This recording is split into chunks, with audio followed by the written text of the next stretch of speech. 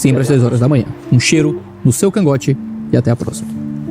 Salve Maria, salve, salve, o Contrasolo está de volta, aqui o seu canal de apologética católica, onde você aprende não só a defender o catolicismo, mas também a questionar o protestantismo nos seus pontos mais vulneráveis.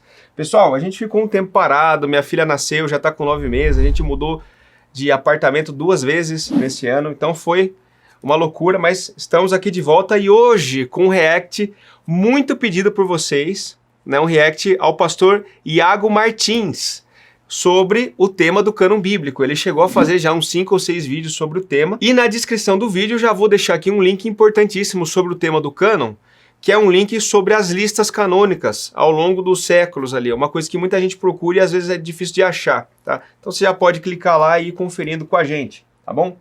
Em primeiro lugar, queria agradecer o pastor Iago Martins, que respondeu o e-mail do nosso apostolado, permitiu que usasse as imagens dele, né, muito cordialmente. E aqui a gente vai fazer as coisas sempre com respeito, né, com diálogo, mas vamos colocar todas as cartas na mesa para você tomar sua decisão e você decide quem é que tem razão, qual posição te parece mais pertinente, e aí você pensa, né, toma sua decisão aí conforme o vídeo. Bom, o vídeo do pastor Iago Martins é sobre o cânon bíblico, ele está, em tese, respondendo à Igreja Católica, e nesse primeiro vídeo eu já vou dizer para você que existe uma incorreção, tem um erro dele aqui sobre a doutrina católica. E eu desafio você, será que você vai perceber qual que é o erro que está acontecendo? Então, vamos rodar o vídeo aí. Dentro do catolicismo romano, você tem outra coisa. Você tem a ideia de que os católicos escolheram e definiram a escritura e, nesse processo, criaram o cânon do Novo Testamento. Como se a ideia de existir um cânon do Novo Testamento, essa reunião de textos escritos pelos apóstolos e pessoas ligadas aos apóstolos, fosse algo que a igreja posterior ao Novo Testamento tivesse inventado e criado. E nisso, a Igreja Católica receberia o mérito de ter inventado e criado e definido o que é o Novo Testamento. Tudo bem? Então você viu como é que ele apresentou a posição católica, né? Então, recapitulando, foi, segundo Iago Martins, a Igreja Católica que inventou a Bíblia, tá bom? Então, os livros foram canônicos, né? Foram declarados canônicos, e eles são canônicos porque a Igreja disse, não porque eles eram desde o começo, né? Então, aqui se você conhece bem a doutrina católica, você já percebe que isso aqui está totalmente errado, né? Infelizmente, ele caiu nessa incorreção, às vezes por falta nossa de poder explicar, às vezes não é culpa dele, enfim. Mas eu vou mostrar aqui uma documentação do Concílio Vaticano I, um concílio ecumênico, onde se trata dessa questão e brevemente é citado. Esses livros bíblicos, né, a Igreja segura como sendo sagrados e canônicos, aí lá vem, ó, não porque, tendo sido cuidadosamente compostos por empreendimentos humanos, tenham sido posteriormente aprovados pela sua autoridade. Ou seja, é justamente o que o Iago Martins está falando que a igreja faz, né? Não é porque a igreja está dizendo, ela segura como sendo sagrados e canônicos, não porque eu disse, aí, continuando, nem porque eles contêm qualquer mistura de erro, vírgula, agora vem a verdade, o verdadeiro motivo, mas porque, tendo sido escritos sob inspiração do Espírito Santo, eles têm Deus por seu autor, e foram entregues como tais à mesma igreja. Então o que a Igreja Católica está dizendo? Que a igreja segura esses livros como bíblicos porque desde sempre eles assim o são. Porque desde a sua redação o Espírito Santo inspirou o livro e aquilo já era canônico. Então o que a igreja faz depois? A igreja apenas vai reconhecer e garantir que o livro é canônico. Mas aqui a igreja não cria a canonicidade nem torna o livro canônico. Tudo bem? Então aqui vai já a primeira resposta. Para não ficar sempre assim, não, Iago Martins, isso é muito comum no meio reformado. Por exemplo, o pastor Paulo Anglada, no livro dele, na página 64, ele tem um livro sobre o solo escritura. E ele diz assim, para a Igreja de Roma, a autoridade das escrituras depende da autoridade da igreja. Para ela, vírgula, é a igreja quem confere autoridades às escrituras. Né? Então, do jeito que ele está falando aqui, é esse jeito errôneo, né? Como se a igreja que desce ao livro a característica de ser canônico. Isso não é verdade. Tá? A igreja ela apenas reconhece a coisa. Apenas para citar o Concílio de Trento, que é o concílio que duelou com a reforma protestante, né? A igreja fala a mesma coisa. Ó. Seguindo o exemplo dos padres ortodoxos, recebe e venera todos os livros, tanto do Novo quanto do Antigo Testamento, já que o mesmo Deus é o autor de ambos. Ou seja, já que desde sempre são assim. E não dizendo, já que eu, igreja, penso que sejam canônicos. Tá bom? Tá, essa aqui é a primeira distorção que acaba acontecendo no vídeo. Para ficar mais claro, gente, vocês lembram da época da pandemia que tinham muitas pessoas produzindo vacinas, né? E aí o pessoal falava assim, não, eu aceito aquela vacina quando a Anvisa aprovar. Vocês lembram disso? Falava assim, mas a Anvisa aprovou? Né? Então a Anvisa era um órgão, né? A Agência Nacional de Vigilância Sanitária, era aquele órgão que garantia que a vacina era, vamos dizer, verdadeira, que ela ia funcionar, tudo bem? Então, embora a Anvisa não fosse a criadora da vacina, ela era o órgão que garantia para você que aquela vacina era uma vacina correta. Então essa que é a posição da igreja aqui, tudo bem? Não é a de criar o livro canônico, mas é de garantir, não, isso aqui realmente é canônico. Então perfeito, isso está bem posto. Só que aí ele vai dizer uma outra coisa ainda, o Iago, né? Não para por aí, ele vai ainda fazer uma segunda distorção. Então vamos ver o vídeo dele. Cânon e pode servir como um corretivo para algumas posições extremas de outros modelos canônicos, como o modelo católico romano. O modelo católico insiste que a recepção desses livros pela igreja é a única base para a autoridade do cânon. Então você viu o que ele falou. O modelo católico romano insiste que a recepção desses livros pela igreja, né, é a única base para a autoridade do cânon. Não é bem assim, né? Se você for ler a Dei Verbum, lá no parágrafo 8, a igreja vai dizer assim, ó, mediante a mesma tradição, conhece a igreja o cânon inteiro dos livros sagrados. E a própria Sagrada Escritura entende-se nela mais profundamente e torna-se incessantemente operante. Ou seja, o argumento para nós aceitarmos o cânon bíblico não é somente e tão simplesmente a declaração magisterial da igreja. Porque a própria igreja usa a tradição, né, usa a ideia dos padres, as declarações dos padres, o consenso que estava tendo ali, naquele corpo orgânico que estava nascendo, para identificar os livros. Então, como que a gente identifica o cânon? Com a tradição e com o magistério. Se o cânon, se um livro, por exemplo, fosse um consenso, né, isso a gente vai abordar aqui na frente, esse ponto, a igreja vai aceitar. Por que ela vai discordar? Se todas as igrejas aceitam o livro, vou dizer que é bíblico, normal, né? A igreja não erraria como um todo num livro bíblico, né? O magistério vai ter o seu papel mais importante nos livros que estão em disputa, né? Nos livros que não se conseguiu chegar num consenso. Tá? Então, a igreja, ela confirma o consenso e resolve o dissenso, tudo bem? Mas, e aí o que acontece? Ele mostra a thumb, vou pedir para colocar a thumb dele do vídeo dele, eles querem te enganar, né? Aí ele coloca lá a foto do Padre Paulo, enfim, né, falando aí da Igreja Católica, que a Igreja Católica quer te enganar. Quem quer enganar quem? Né? Somos nós que estamos apresentando a posição católica com documentos oficiais, né? Ou é ele que está contando as coisas que assim o são, mas não mostra nenhuma evidência de que a Igreja Católica assim pensa. Tá? Então, distorcer a fé do outro para ficar mais fácil de derrubá-lo não é correto, né? Então, perfeito. E aí, então, o que acontece? Qual que é no frigir dos ovos? A visão é a mesma, tá? Tanto protestantes quanto os católicos concordam que a Igreja Católica não criou o cânon e que apenas reconheceu. Então, por que tem briga? Qual a disputa? A disputa é o seguinte, ó. Vou pedir para pôr na tela aqui, tá? O reconhecimento foi infalível? Esse é o ponto da questão, que em 5, 6 vídeos, o Iago Martins, infelizmente, não abordou. E não abordou porque não poderia abordar. Porque se abordar, vai cair em contradição. E eu vou mostrar para vocês, tá? O que acontece? Pessoal, se o protestante admitir que o reconhecimento que a igreja deu para os livros foi infalível, que ela deu uma garantia totalmente infalível e isenta de erro, ele acabou de violar o Sola Escritura. E por quê? Porque o Sola Escritura, ele posiciona a infalibilidade só na Bíblia. Somente a Bíblia é capaz disso no protestantismo. Só ela pode dar essa segurança, onde você não pode ter um pio de erro, tá? Não pode haver a menor sombra de dúvida. Agora, se sobre o cânon bíblico vem a igreja e reconhece infalivelmente que a lista é essa, né, e você diz, não, houve um ato infalível aqui, então agora não é só a Bíblia. Agora a igreja também pode fazer o mesmo, né? Ela fez pelo menos uma vez, você está admitindo. Então não é mais sola escritura, certo? Já acabou, quebrou o sistema protestante. E, por outro lado, se ele disser que a decisão da igreja foi falível, ou seja, que ela pode ter errado, qual que é o problema que isso gera para o protestante? Que a lista dele pode estar errada. Então, cabem dúvidas ali. Você não tem certeza que você tem a Bíblia, tá? Então, o protestantismo ele não tem como te dar essa garantia, nem que você tenha a Escritura. No modelo que ele criou, ele não consegue te dar essa garantia. Para vocês não acharem que eu estou aqui distorcendo, eu vou colocar o R.C. Sproul, que é um teólogo calvinista, respeitadíssimo. Eu vou colocar, inclusive, o currículo dele aqui na tela, en passant, né? Rapidinho. Mas olha o que ele vai falar no livro dele. No livro também sobre sola escritura, né? Ele fala assim, na página 67. A distinção aqui considerada refere-se à convicção da Igreja Católica Romana de que o cânon da Escritura foi declarado infalível pela Igreja, que é o que nós estamos dizendo, foi mesmo. Por outro lado, aí vem, a posição protestante é no sentido de que a decisão da Igreja a respeito dos livros canônicos foi uma decisão falível. Ponto. Olha o que ele vai falar. Ser falível significa que é possível que a Igreja tenha errado em sua compilação dos livros encontrados no atual cânon da Escritura.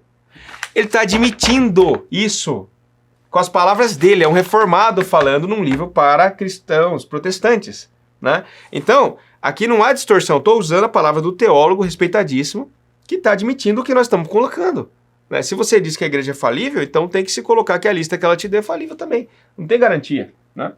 Então observa a fragilidade do protestantismo, né? E aí o que acontece? Por conta dessas dificuldades, né?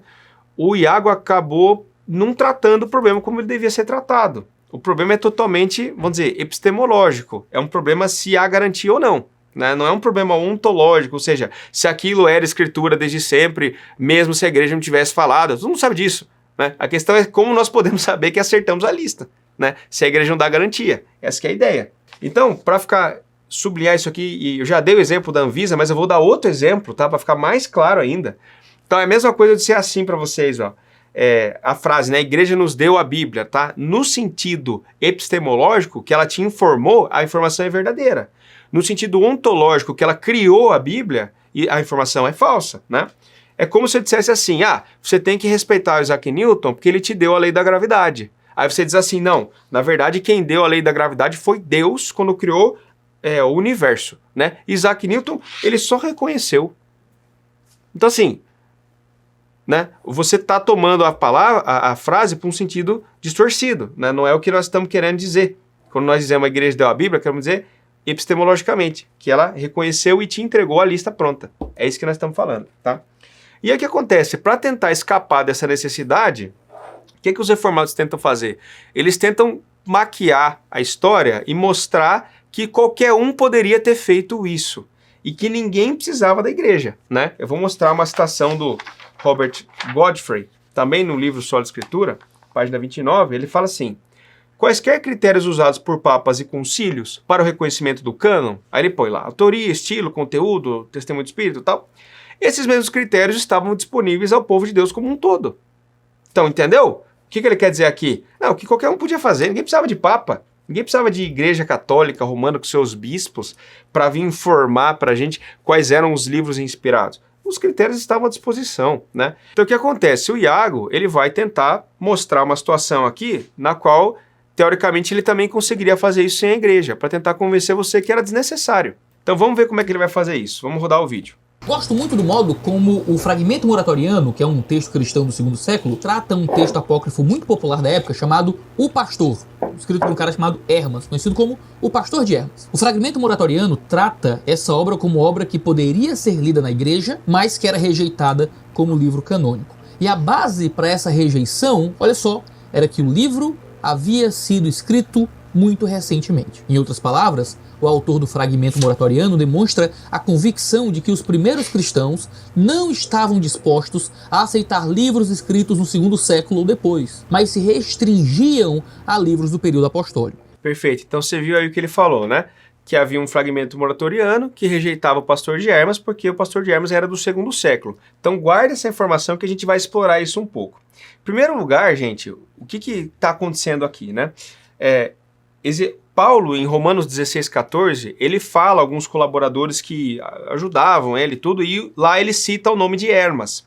Então, muitas pessoas na antiguidade achavam que esse livro, O Pastor de Hermas, havia sido escrito pelo Hermas, que colaborava com Paulo no primeiro século, né? Então, nesse sentido, algumas pessoas não achavam que o livro era do segundo século. Eu vou mostrar aqui grandes padres da igreja. Vamos lá.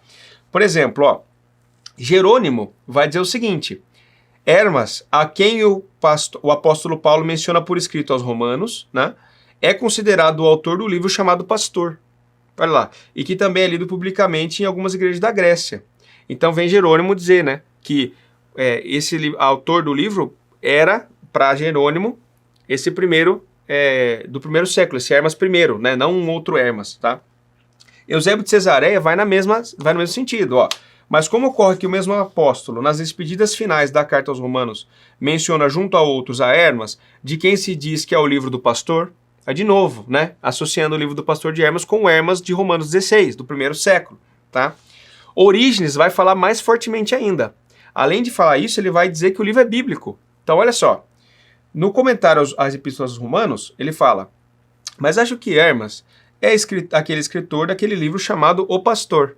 De novo, né, comentando a Epístola aos Romanos. Uma escritura que me parece muito útil, em minha opinião, divinamente inspirada. Olha ele aí achando que o livro era bíblico, né, porque tinha sido escrito para ele, por um colaborador de Paulo. Clemente de Alexandria cita o livro também como sendo uma obra por revelação. Então, olha lá. Divinamente, portanto, o poder que falou a Hermas por revelação disse. E aí ele cita, né, a passagem lá no Estromata 1,29. Estou citando aqui brevemente só para vocês verem que a questão não é simples, tá? Vem Irineu de Lyon e cita o livro como escritura. Então, olha lá, no Contas e Heresias 4.20.2, né? Ele fala assim, ó: verdadeiramente, então, declara a escritura, que diz: antes de tudo, creiam que há um só Deus. E aí ele cita lá o mandato 1.26.1, né? Que é um trecho do livro do pastor de Hermas. Então, ele cita essa passagem como sendo um livro bíblico. Então, olha quantas pessoas já falei aqui, né? Falei Jerônimo, Orígenes, Irineu de Lyon, Clemente de Alexandria. Alguns achavam que o livro era bíblico, outros achavam que o livro tinha sido escrito no primeiro século, não no segundo. E aí você tem... aí vou mostrar mais uma também, né? Do livro do Robson, que já é um historiador ali, um escritor mais moderno. Em 2013 ele lançou esse livro, ele fala: o Pastor de Hermas foi um dos livros mais populares, se não o livro mais popular na igreja cristã durante o segundo, terceiro e quarto século. Acreditado pelos primeiros cristãos como tendo sido obra do Hermas, referido pelo apóstolo Paulo em sua carta aos Romanos, foi o que nós dissemos aqui. Esse livro foi considerado por muitos como uma escritura inspirada, mostrei aos padres, e até mesmo incluído em vários dos primeiros cânones. Está lá no livro dele, The Shepherd of Hermas, né? E aí o que acontece? Como que isso foi resolvido? Então, não foi uma questão de chegar... Porque assim, eu tenho padres que falam a favor, né? E eu tenho um fragmento moratoriano, que a gente não sabe nem quem escreveu, que diz que é do segundo século, né? Então, como que se resolveu essa situação? O que eu falei no começo? Não falei que o magistério resolvia dissensos? Olha o que Tertuliano vai dizer, que interessante. Mas eu concordaria contigo apenas se a escritura do pastor, né? Aí tá falando do pastor de Hermas, a única que favorece os adúlteros, tivesse entrado no cânon divino. Entretanto, ela foi constantemente julgada pelos concílios de todas as igrejas, mesmo entre as vossas, como apócrifa e falsa. Então veja a importância da igreja. Quando houve o dissenso sobre o livro do pastor de Hermas, quem debelou a questão foi o concílio, que colocou o fim, o ponto final, não é isso? E aí, provavelmente por isso, né, talvez, aí não sabemos, que a pessoa que estava no cânon moratoriano, que foi escrever, que ela sabia então que era apócrifo e falso, tinha segurança de falar isso? Enfim, o fragmento moratoriano, gente, vocês podem ver também na lista de link, no link que eu deixei aqui na descrição, ele exclui Hebreus, Tiago, 1 Pedro, 2 Pedro. Então ele erra com o cano do Novo Testamento e ele inclui a sabedoria de Salomão, que para protestantes não é um livro sagrado, né, canônico, e inclui Apocalipse de Pedro.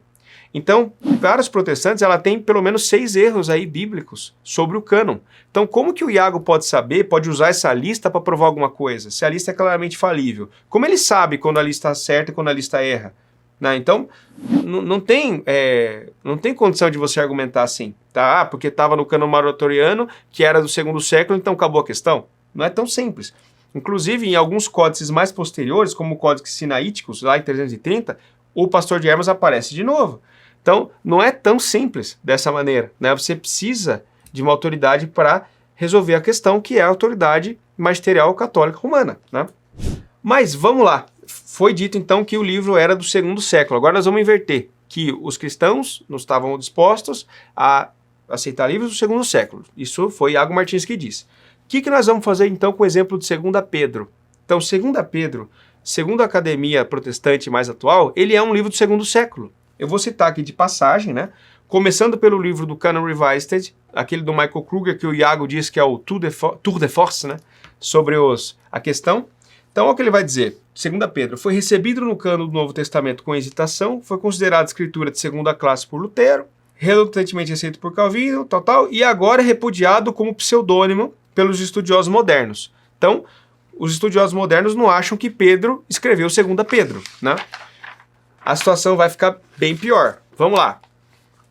Olha essa citação também no livro do Michael Kruger, que aparece lá. Que ele diz que 2 Pedro é amplamente considerado como pseudônimo por estudiosos modernos e muitas vezes datado do início do 2º século. Olha aí, temos um problema, né? Vamos lá. O Harris. Praticamente ninguém acredita que 2 Pedro foi escrito pelo principal discípulo de Jesus. Vamos ver o Perrin, né? Do The New Testament, Introduction, página 381.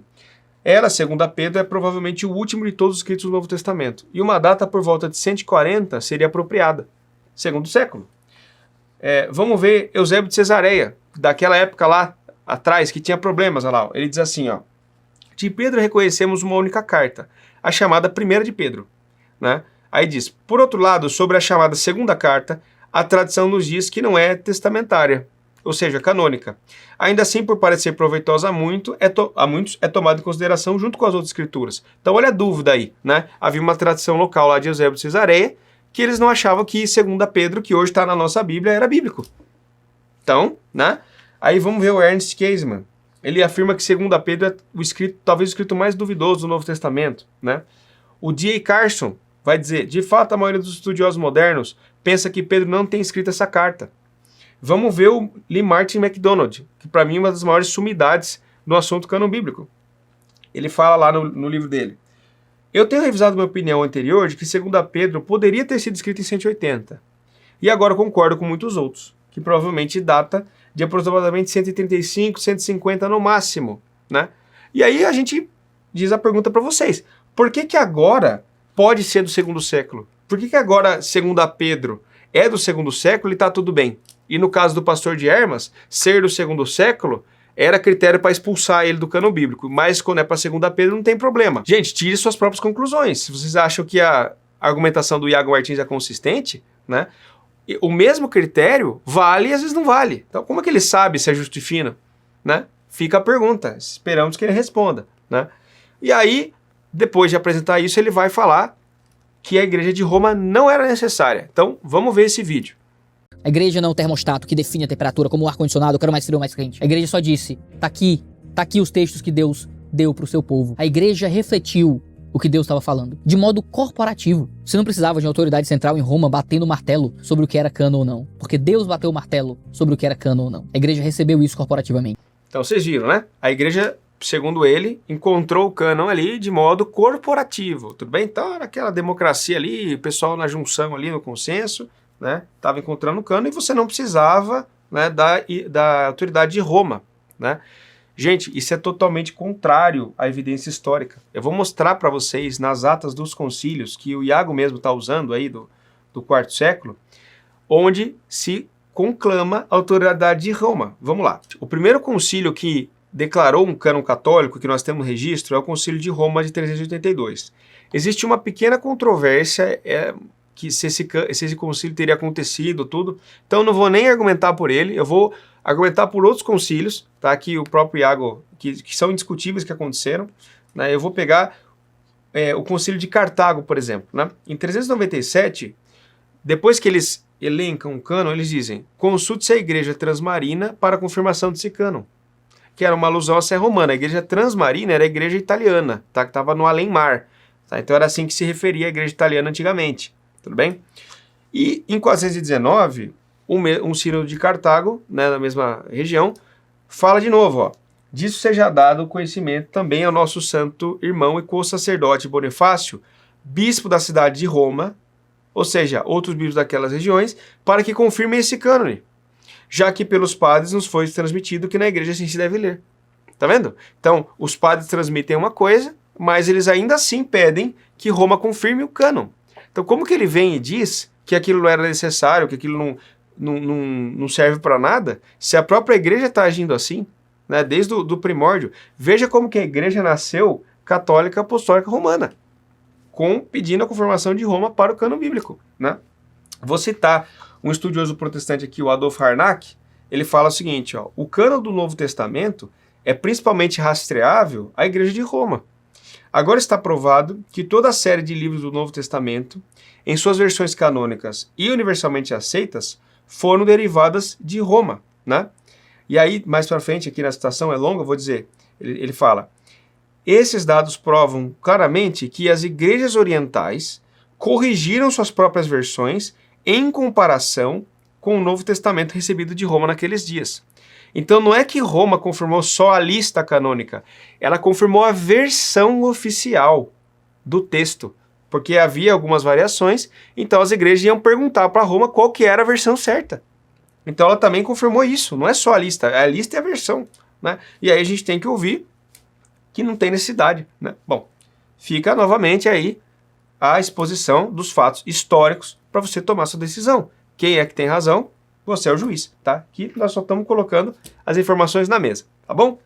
E aí vem a cereja do bolo, né? Eu não acreditei quando eu vi ele falar isso, porque gerou uma situação na qual ele cai em contradição. Aqui você tem o Iago contra o Iago, né? Eu vou mostrar 3 vídeos aqui e eu quero que vocês prestem muita atenção, porque vocês vão identificar a contradição, eu tenho certeza. Então, vamos ver o primeiro vídeo.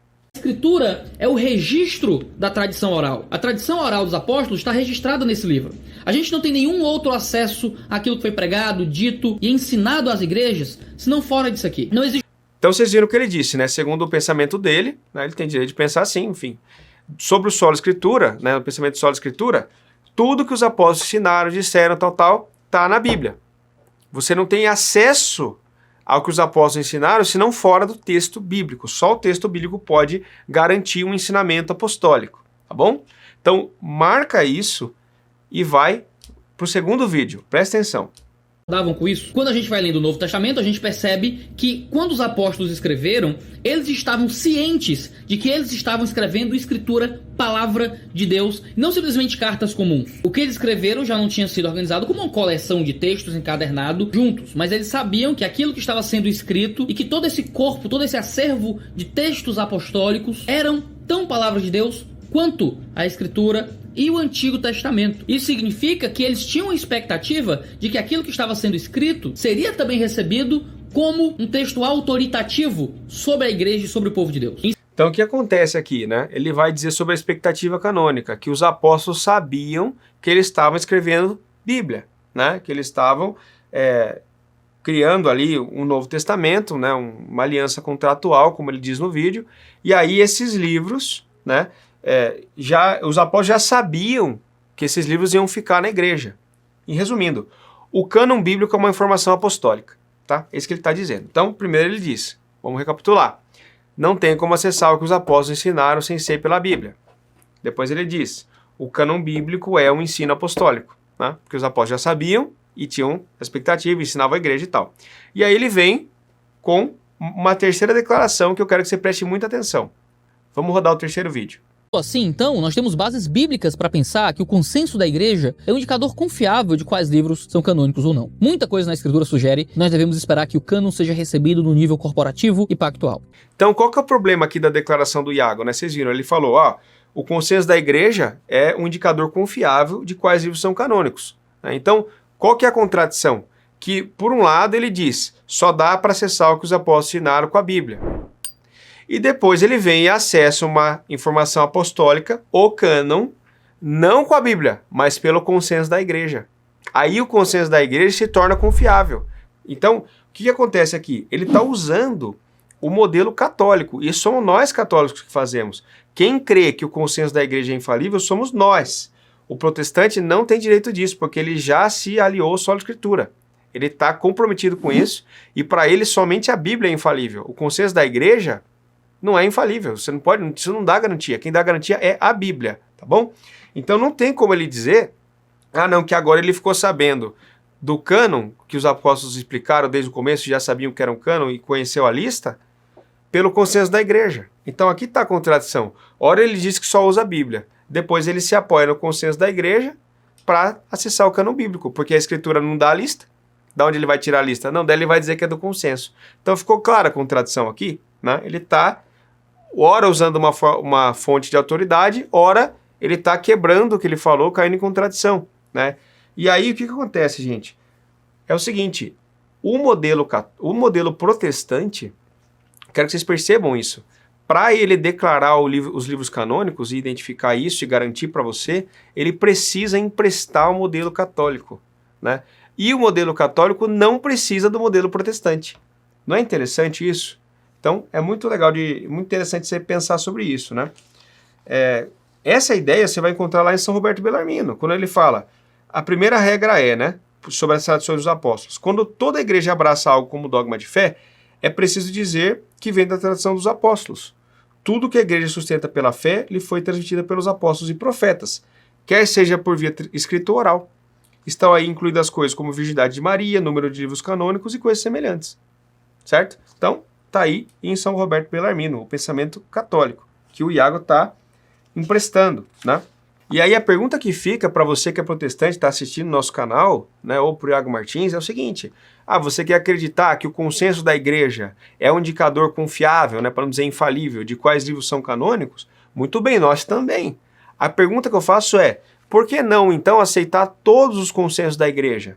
Por que só aceitar o do cânon bíblico e não aceitar, por exemplo, a regeneração batismal, ou a virgindade perpétua de Maria, ou o caráter sacrificial da missa? Então, por exemplo, vou citar um teólogo luterano aqui, o Sassi, né? Ele fala assim no livro dele, Isto é meu corpo. Olha que interessante.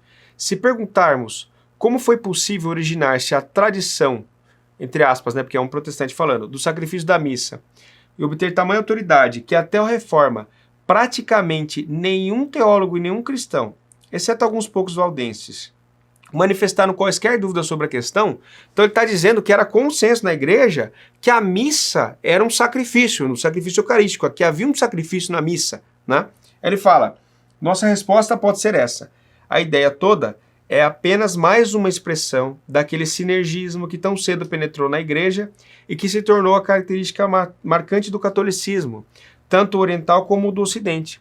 Então aqui você vê um protestante reconhecendo que havia uma doutrina na igreja, a tradição do sacrifício da missa, que era consenso, mas ele diz, isso aí eu não aceito, isso aí é errado, né? Agora, quando é para o cânon bíblico, aí magicamente o consenso da igreja passa a ter a maior validade, não, a gente pode confiar e tudo. Então por que esse duplo padrão? Por que ora o consenso vale, por que ora o consenso não vale? Por que ora ser do segundo século é argumento para tirar, mas depois para segunda Pedro, ser do segundo século não é argumento para tirar? Sabe? Então é uma posição muito frágil, inconsistente. Eu quero que vocês percebam isso, né? E aí, para terminar, né, existe ainda um último argumento, que é a questão do testemunho do Espírito, né? Que ele vai falar o seguinte, vamos ver o Iago apresentando esse argumento, que o Espírito Santo testifica no coração do crente que aqueles livros são bíblicos, então você vai reconhecer isso e não precisa da igreja nem do Papa, tá? Então, vamos ver ele falar isso aí. Roda o vídeo. Muito a afirmação do Roger Nicolo, quando ele diz que nós podemos saber quais livros pertencem ao cânon apelando para o testemunho do Espírito Santo, dado corporativamente ao povo de Deus e manifestado por uma aceitação quase unânime do cânon do Novo Testamento nas igrejas cristãs. Perfeito? Então vocês perceberam aí a questão do testemunho do Espírito Santo, né? Então, isso vai aparecer, por exemplo, na Confissão Francesa de Dogmática Reformada, no artigo 4, olha o que eles vão dizer no mesmo sentido. Ó. Nós reconhecemos que esses livros são canônicos e regra infalível de nossa fé, não tanto por comum acordo e consentimento da igreja. Como ele diz, ninguém precisa da igreja, do Papa, ninguém precisa disso. Mas pelo testemunho e persuasão do Espírito Santo, que nos faz distingui-los de outros livros eclesiásticos. Né? Então, aqui você tem a ideia dos protestantes iniciais, reformados, né, até hoje tem essa ideia, de que é o Espírito Santo que vai te convencer que aquele livro é canônico e não a igreja magisterial, né? E aí o que acontece? Contra isso, você tem um outro reformado. Por exemplo, Turretini, no Compêndio de Teologia Apologética, ele fala isso e reconhece que vai dar problema. Olha o que ele diz. Os crentes são persuadidos pelo testemunho do Espírito Santo quanto à inspiração das Escrituras, que eu estava dizendo. Isso, porém, não significa que todos quantos possuem o Espírito concordem em receber igualmente cada livro.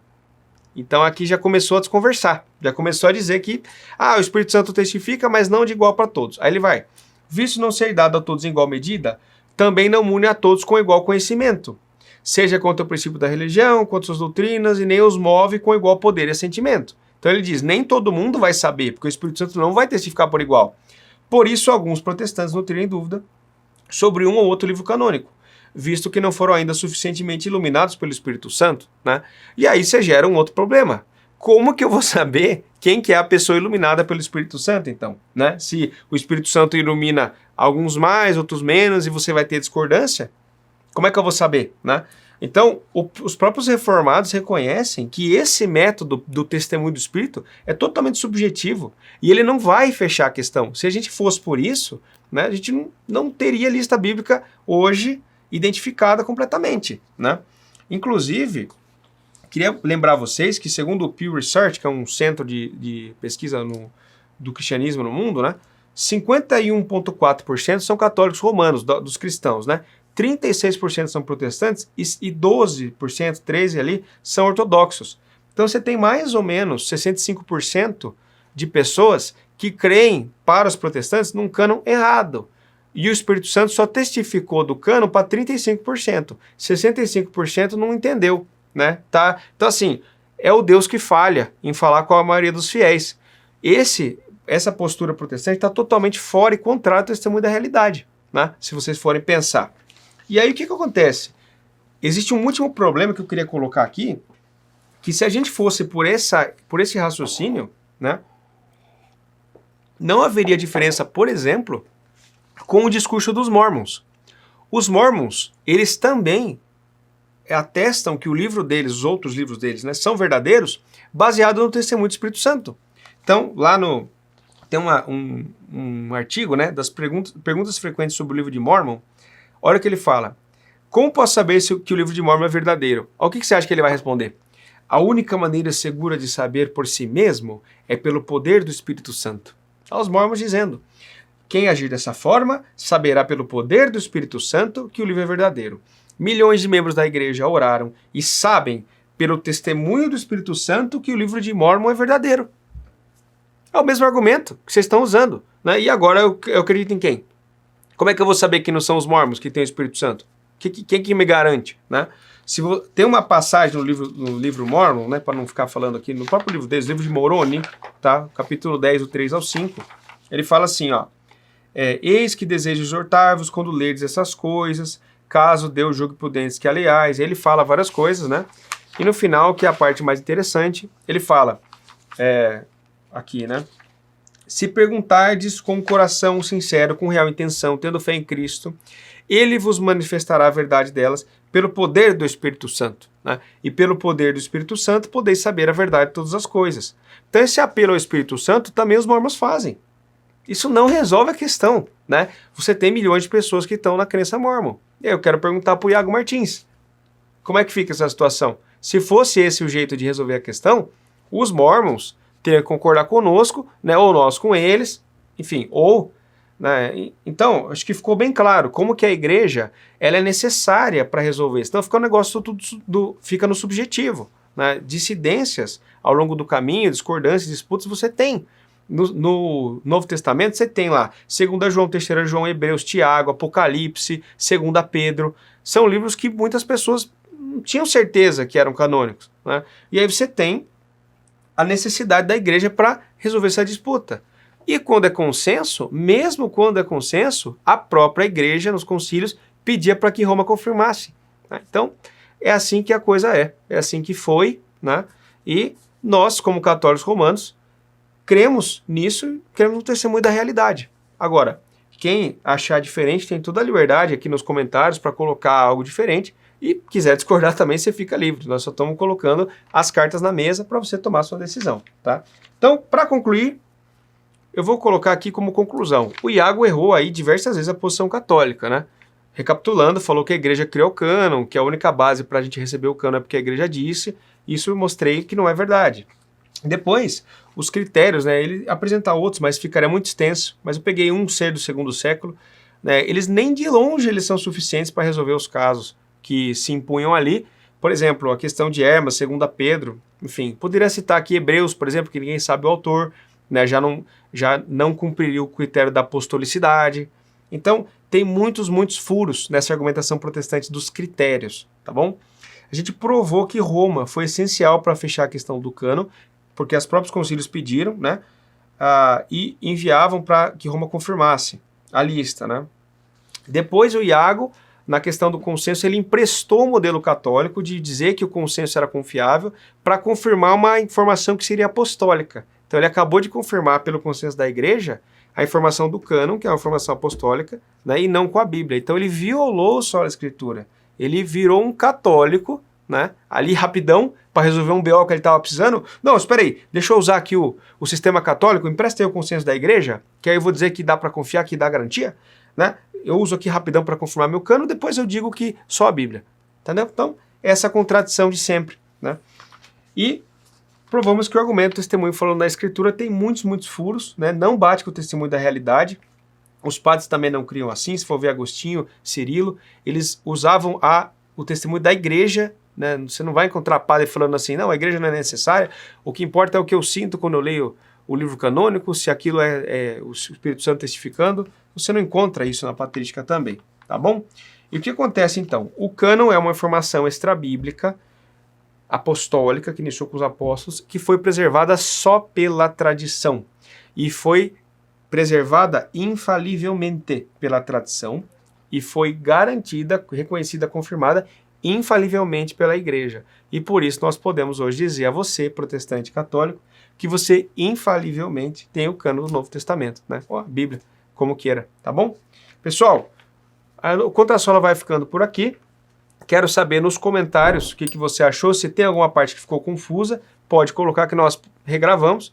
E nós agradecemos de coração a sua atenção. E pedimos que você pondere as evidências apresentadas com honestidade e tome a sua decisão, como sempre, tá? Ninguém é obrigado a concordar com a gente, como eu tenho dito várias e várias vezes. Você é o juiz das duas coisas aí, tá bom? Se você gostou do vídeo, se inscreve no canal, né, e ativa aquele sininho aqui. A gente vai vir com mais novidades. E Deus te abençoe. Muito obrigado pela atenção até aqui. Até a próxima.